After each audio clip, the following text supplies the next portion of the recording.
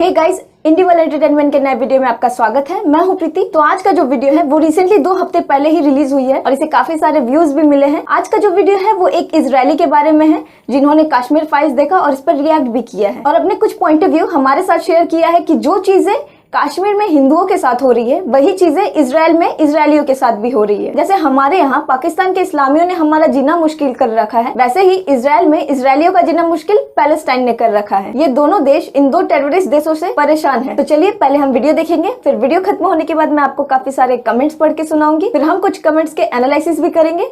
तो चलिए शुरू करते हैं।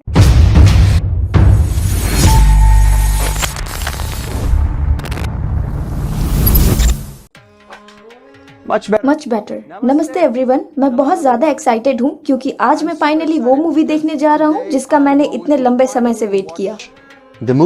आप जानते हैं कि ये मूवी कब निकला? The Kashmir files. You know, when it came out, the Kashmir Files. This is. ये वीडियो एक इजरायली के बारे में है जो कश्मीर फाइल्स पर रिएक्ट करेगा। तो हम अभी थिएटर में जा रहे हैं। Right now, approaching the theater. मैं थिएटर में 3 घंटों तक कभी नहीं बैठा हूँ। 3 hours.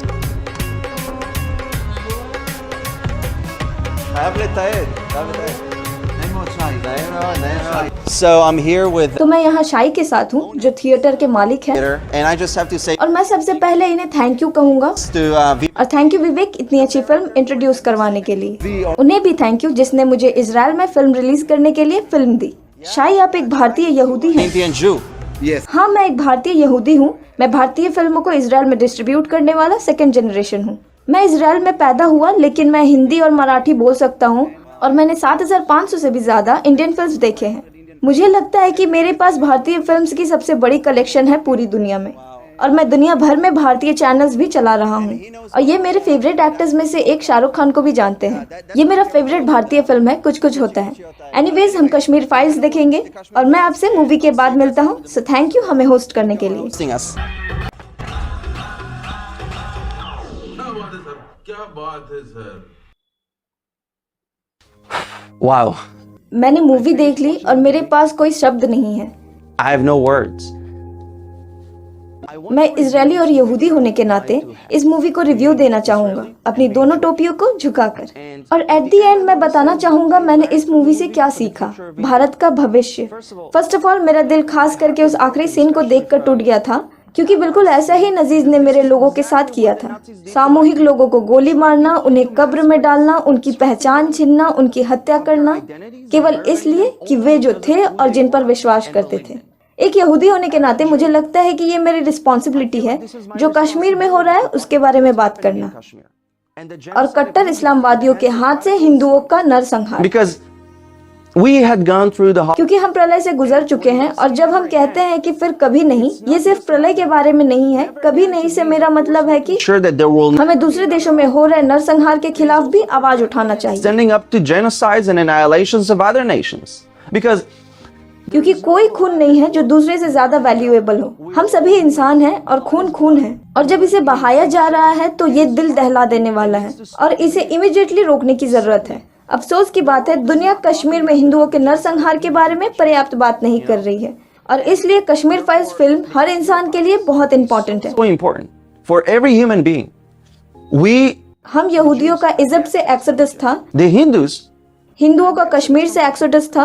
And if I want to learn. और अगर मैं और अच्छी तरह से कश्मीर के एक्सोडस के बारे में जानना चाहता हूँ तो एग्जाम्पल के तौर पर विकिपीडिया पर जाता हूँ। ये संख्या इंटरनेट में गलत दिखाए जा रहे हैं। मे भी यहाँ पर्याप्त एविडेंस नहीं है। That only few. I don't know, लेकिन ये क्लेम करना बहुत शेमफुल है कि बस कुछ ही लोग मारे गए Numbers are much higher. क्योंकि मरने वालों की संख्या बहुत ज्यादा है। Spitting. ये उन विक्टिम्स के परिवारों के चेहरों पर थूकना हुआ और लिबरल लेफ्टिस्ट्स वही करते हैं जो वे जानते हैं। वे उस अत्याचारी की कहानी सुनते हैं जो उस रेडिकल इस्लामिस्ट पाकिस्तानी केस में विक्टिम बनने की कोशिश करता है। अब मुझे ये कैसे पता, क्योंकि हम इजरायलीज की भी यही प्रॉब्लम है। Same problem. इंडिया पाकिस्तान से निपट रहा है, इजराइल पैलेस्टाइन से निपट रहा है। भारत और इजराइल दोनों ही आतंकवादियों से अपने लोगों और भूमि की रक्षा करता है और फिर किसी तरह मीडिया हमेशा अपराधियों का पक्ष लेता है, चाहे वो पाकिस्तानी आतंकवादी हो Pakistani. या पैलेस्टीनियन आतंकवादी। Terrorists. Both. दोनों पाकिस्तान और पैलेस्टीनियंस ने जमीन हथियाने की अपनी इच्छा शेयर की जो उनकी नहीं। इतिहास और वर्तमान दोनों ही साबित करते हैं कि कश्मीर भारत का इंटीग्रल पार्ट था। That Kashmir was an integral part of India. It is India. ये भारत है, चाहे वो उसे पसंद करे या ना करे। और पैलेस्टीनियंस बिल्कुल वही चीज कर रहे हैं। वे दावा कर रहे हैं कि यहूदी और सामरिया को पश्चिमी तट के नाम से भी जाना जाता है, जो पैलेस्टाइन है। इतिहास और वर्तमान को पूरी तरह से अनदेखा करके पैलेस्टाइन के लोग उस शहरों में बस रहे हैं जो कभी इजराइल के राज्य की राजधानी हुआ करती थी, जैसे कि नाबलस और समारिया। बहुत पहले पैलेस्टाइन नाम का कोई अस्तित्व नहीं था। Existed. ये ऐतिहासिक शहर है, Historic. आराधनालय या ऐतिहासिक यहूदी स्थल, और वे इसे मिटा रहे हैं और दावा कर रहे हैं कि ये उनकी थी। All along. They are. वे यहूदी जमीन पर कब्जा कर रहे हैं और पाकिस्तानी भारतीय जमीन पर कब्जा कर रहे हैं। How are they? और वे इसे कैसे कर रहे हैं? उसी सेम मेथड से, आतंकवाद। Terrorism. और क्योंकि इजराइल और इंडिया मजबूत शक्तियां हैं, India are strong. Media automatically assume करती है कि हम हमलावर हैं। We are the aggressor. और जब हम खुद को डिफेंड करते हैं और फाइट बैक करते हैं, They give. वे एक पक्षपाती रिपोर्ट देते हैं जिसमें वे इंक्लूड करते हैं कि हमारी मिलिट्री वहाँ पहले स्थान पर क्यों है। Now, नाउ लुक, कश्मीर में कट्टर इस्लामिक प्रॉब्लम को समझने के लिए आपको जीनियस बनने की कोई जरूरत नहीं। Kashmir. बस देखो वो किसके साथ दोस्त हैं और किसको सपोर्ट कर रहे हैं। Supporting every. हर साल वे इजराइल का विरोध करते हैं और यहूदी राष्ट्र के विनाश का नारा लगाते हैं, The Jewish nation. ईरान के सुप्रीम लीडर के फोटो को हाथ में लेकर, Leader of Iran. That is जो लाखों ईरानी के दमन के लिए जिम्मेदार हैं, और वे इस बारे में बात नहीं करते। in their. उनके विरोध में वे कुछ नहीं दिखाते सिवाय गुस्सा और जेलेसी के। Now, अब मैं इंडिया के फ्यूचर के बारे में बात करना चाहता हूँ, क्योंकि ये कहानी दुखद है और इसमें कई हिंदुओं की पीड़ा भी शामिल है। हमें भारत के फ्यूचर को आगे देखने और सुरक्षित करने की आवश्यकता है। भारत को और अधिक लोगों को लाभ देकर उन्हें कश्मीर में बसाने की जरूरत है। needs to bring more people to settle in Kashmir by giving them benefits. देखो, ये सामान्य या तुलनीय नहीं है, लेकिन देखिए चीन कैसे लोगों को सामाजिक लाभ के साथ तिब्बत में बस जाने के लिए प्रोत्साहित करता है और क्या क्या नहीं करता उनकी बॉर्डर को मजबूत बनाने के लिए। क्योंकि जब भारत का एक हिस्सा सफर कर रहा है तो पूरा भारत सफर कर रहा है। And और मैं बहुत खुश हूँ कि मोदी एडमिनिस्ट्रेशन सारी चीजों को सही करने के लिए काम कर रहे हैं। invoked Article 370. उन्होंने आर्टिकल 370 को रद्द कर दिया और कश्मीर में भारतीय नागरिकों के जीवन को सुरक्षित बना दिया, क्योंकि रेडिकल से निपटने का एकमात्र तरीका बातचीत के माध्यम से नहीं है। वे ये भाषा नहीं समझते। वे बस और ज्यादा क्षेत्र को अपने कब्जे में करने की कोशिश करेंगे। अगर वे तुम पर हमला करें तो तुम जितनी जोर हो सके उतनी जोर उन पर हमला करो। In this भारत के फ्यूचर को सिक्योर करने का एकमात्र तरीका है कट्टर दुश्मनों को उनके घुटनों पर लाना। is to bring the radical enemies on their knees. और मैं एक भारतीय नागरिक भी नहीं हूँ, लेकिन एक इजरायली यहूदी होने के नाते जो सेना में सेवा कर चुका है और जानता है कि लड़ाई करना कैसा लगता है। लेकिन अनफॉर्चुनेटली यही एक रास्ता है। Of course, ऑफ कोर्स मैं सोचता हूँ कि काश हमें लड़ाई करना नहीं पड़ता और हमें आर्मी की जरूरत नहीं पड़ती। but we have. आप जानते हैं हमारे हिब्रू में ये कहावत है कि If our यदि हमारे शत्रु हथियार डाल देंगे तो शांति हो जाएगी, be peace, लेकिन अगर हम हथियार डालेंगे तो कोई इजराइल नहीं होगा। be no Israel. फिल्म में एक और चीज जो मेरे सामने थी वो थी जब रेडिकल्स ने आजादी का नारा लगाया, Chanted. जाने या अनजाने में हिंदुओं के नरसंहार को सपोर्ट किया। Unknowingly, ये सेम वही चीज है जो हमारे नेबर्स यहाँ फ्री पैलेस्टाइन का नारा लगाते हैं like our और यहूदियों पर आतंकवादी हमलों को एनकरेज करते हैं, attacks on Jews. क्योंकि फ्री पैलेस्टाइन एक तरह से है Short from river to sea Palestine will be free. Palestine will इसका मतलब है वे इजराइल के स्टेट को डिस्ट्रॉय करना चाहते हैं जॉर्डन रिवर से भूमध्य सागर तक, Iranian Sea and build और इसके ऊपर एक पैलेस्टीनियन स्टेट बनाना चाहते हैं। और वे खुश नहीं है कि हम उन्हें ये करने नहीं दे रहे हैं। do that. Same thing with India. Yeah, ये कट्टर इस्लामिस्ट खुश नहीं है not happy. कि भारत उन्हें खुद की जमीन को हथियाने नहीं दे रहा। Its own lands इंडिया और इजराइल के बीच का बॉन्ड अटूट है, is under. और जहाँ तक कई देशों के संबंध बस इंटरेस्ट की वजह से हैं, जो पूरी तरह से ठीक है, Which is totally fine. लेकिन मुझे लगता है कि हमारा गठबंधन कॉमन इंटरेस्ट से कहीं ज्यादा है। It is सच्ची दोस्ती इंडियंस और इजरायलीज के बीच। Indians and Israelis हम एक दूसरे को समझते हैं और कॉमन प्रॉब्लम शेयर करते हैं, that need common. जिसको कॉमन सॉल्यूशन की जरूरत है। We are as strong हम एक मजबूत परिवार हैं और हम एक साथ मजबूत हैं। together. I मैं अपने भारतीय भाइयों और बहनों के साथ खड़ा हूँ और मैं आपको अपने फैमिली की तरह देखता हूँ। आशा करते हैं हम कश्मीर में शांति देखेंगे, और मुझे कश्मीर जाने की इच्छा है और भारत के लहराते झंडे को हर उस कोने में देखना है जहाँ मैं जाऊंगा, क्योंकि भारत का झंडा कश्मीर में रिप्रेजेंट करता है सिक्योरिटी और पीस। in Kashmir.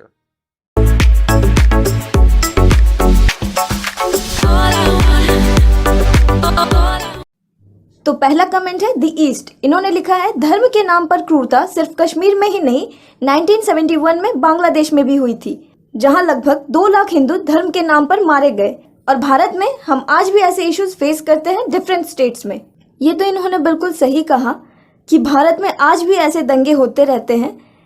रहते इंडिया में हैं, खाते इंडिया में हैं, लेकिन गुणगान पाकिस्तान की करते हैं। वो एक कहावत है ना, जिस थाली में खाया उसी में छेद कर दिया, वही हाल है। इंडिया शुरू से एक डेमोक्रेटिक कंट्री है। हमारे देश में सभी को खुलकर जीने और खुलकर बोलने का अधिकार है। इसी का फायदा उठाकर बांग्लादेश और पाकिस्तान जैसे और भी कंट्रीज से लोग आकर हमारे भारत में बस जा रहे हैं। भारत में जितनी आज़ादी हिंदुओं को है उतनी ही आज़ादी मुसलमानों को भी है।